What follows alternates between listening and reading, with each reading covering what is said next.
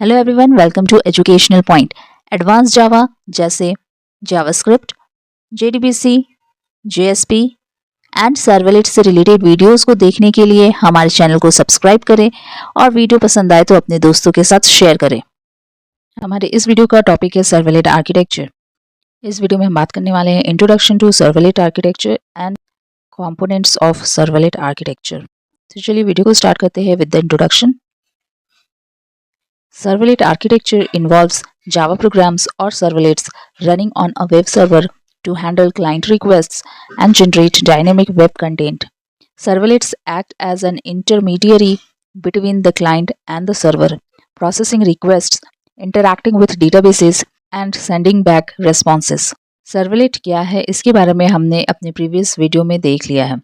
अगर आप भी जानना चाहते हैं कि सर्वलेट क्या है, उसका यूज़ क्यों करते हैं और उसके एडवांटेजेस क्या हैं, तो ये आप हमारे चैनल पर जाकर एडवांस जावा के प्लेलिस्ट में देख सकते हैं। और अब यहाँ बात करते हैं सर्वलेट आर्किटेक्चर के बारे में। तो सर्वलेट आर्किटेक्चर में जावा प्रोग्राम्स, जिसे सर्वलेट भी कहा जाता है, वो वेब सर्वर पर रन किया जाता है। वेब सर्वर पर रन करने पर वो क्लाइंट रिक्वेस्ट को हैंडल करते हैं, साथ ही साथ उन रिक्वेस्ट के according dynamic web content generate करते हैं। जैसे कि आप यहाँ इस पिक्चर में भी देख सकते हैं कि यहाँ पर क्लाइंट है और यहाँ पर सर्वर। क्लाइंट जब रिक्वेस्ट करते हैं तो सर्वर उस रिक्वेस्ट को हैंडल करते हैं, और यही रिक्वेस्ट जब सर्वर पर हैंडल करते हैं तो ये कहलाता है सर्वलेट। उसके बाद यूज़र के रिक्वेस्ट के अकॉर्डिंग रिस्पॉन्स जनरेट किया जाता है। ये सर्वलेट क्लाइंट और सर्वर के बीच इंटरमीडियरी की तरह काम करता है। साथ ही ये क्लाइंट से आ रहे रिक्वेस्ट को हैंडल करता है। ज़रूरत पड़ने पर ये डेटाबेस के साथ भी इंटरैक्ट करता है और जनरेटेड रिस्पॉन्स को क्लाइंट तक पहुंचाता है। तो इस तरीके से सर्वलेट आर्किटेक्चर में रिक्वेस्ट को हैंडल किया जाता है और रिस्पॉन्स जनरेट किया जाता है। अब आगे बढ़ते हैं और बात कर लेते हैं important components of servlet architecture के बारे में। The key components and their roles is given below. तो यहाँ पे सर्वलेट आर्किटेक्चर के इंपॉर्टेंट कंपोनेंट्स दिए हुए हैं और उनके रोल के बारे में भी बताया गया है। यहाँ पर इस पिक्चर की मदद से भी हम सर्वलेट आर्किटेक्चर के कंपोनेंट्स को समझने की कोशिश करेंगे। तो चलिए एक एक करके इन कंपोनेंट्स के बारे में पढ़ते हैं। Number 1, client. Typically a web browser initiates a request and sends it to the web server. सबसे पहला कंपोनेंट है क्लाइंट। ये एक वेब ब्राउजर होता है जो रिक्वेस्ट को इनिशिएट करता है।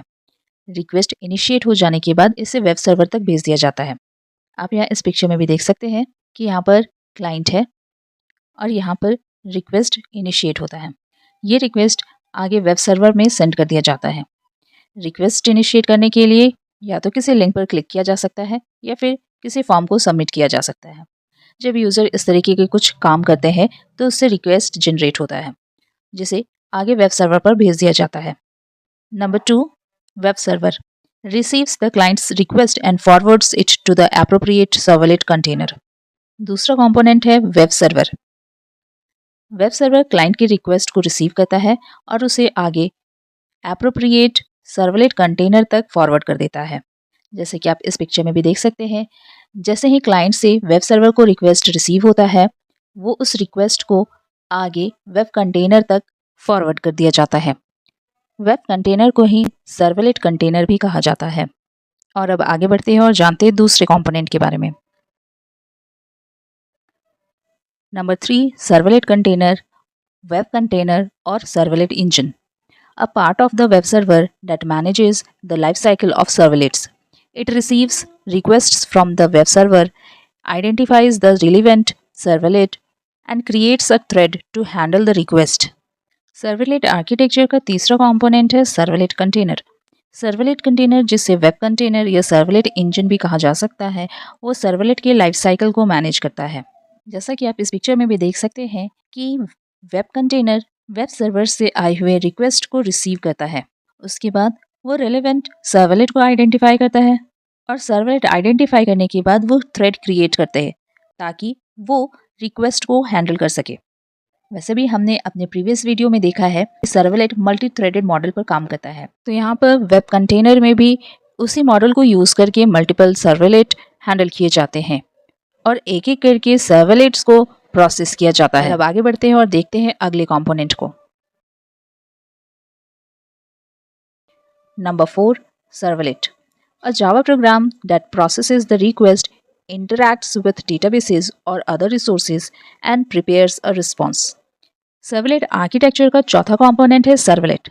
सर्वलेट जैसा कि हमने देखा कि वो एक जावा प्रोग्राम है। ये सर्वलेट रिक्वेस्ट को प्रोसेस करते हैं, डेटाबेस के साथ इंटरैक्ट करते हैं, साथ ही ज़रूरत पड़ने पे ये दूसरी रिसोर्सेज के साथ भी इंटरैक्ट करते हैं और रिस्पॉन्स प्रिपेयर करते हैं। तो जैसा कि अभी अभी हमने देखा कि वेब सर्वर से जो भी रिक्वेस्ट वेब कंटेनर में आता है उसे रिलेवेंट सर्वलेट को फॉरवर्ड कर दिया जाता है और यहाँ पर ये सर्वलेट्स जो कि जावा प्रोग्राम्स हैं उन रिक्वेस्ट को प्रोसेस करते हैं। ज़रूरत पड़ने पर ये सर्वलेट्स डेटाबेस के साथ इंटरैक्ट भी करते हैं, साथ ही अदर रिसोर्सेज के साथ भी इंटरैक्ट करते हैं। उन रिक्वेस्ट को प्रोसेस करने के बाद ये सर्वलेट रिस्पॉन्स क्रिएट करते हैं। Point 5 response. The servlet sends the response back to the web server, which then forwards it to the client. Servlet architecture का पांचवा कंपोनेंट है रेस्पॉन्स। सर्वलेट वेब सर्वर को रेस्पॉन्स सेंड करते हैं जिसे client को फॉरवर्ड कर दिया जाता है। जैसा कि हम इस पिक्चर में भी देख सकते हैं, जब वेब कंटेनर पर सर्वलेट रिक्वेस्ट्स को प्रोसेस करते हैं और उसके बाद रिस्पॉन्स जनरेट करते हैं तो ये रिस्पॉन्स वेब सर्वर को सेंड कर दिया जाता है। ये रिस्पॉन्स जनरली HTML के फॉर्म में होता है। इन रिस्पॉन्स का वेब सर्वर पर पहुंचते ही वेब सर्वर्स इन रिस्पॉन्स को क्लाइंट तक फॉरवर्ड कर देते हैं और फिर यहाँ वेब ब्राउज़र पर क्लाइंट को उनके रिक्वेस्ट का रिस्पॉन्स मिल जाता है। तो सर्वलेट आर्किटेक्चर में ये 5 कंपोनेंट्स इस प्रकार काम करते हैं।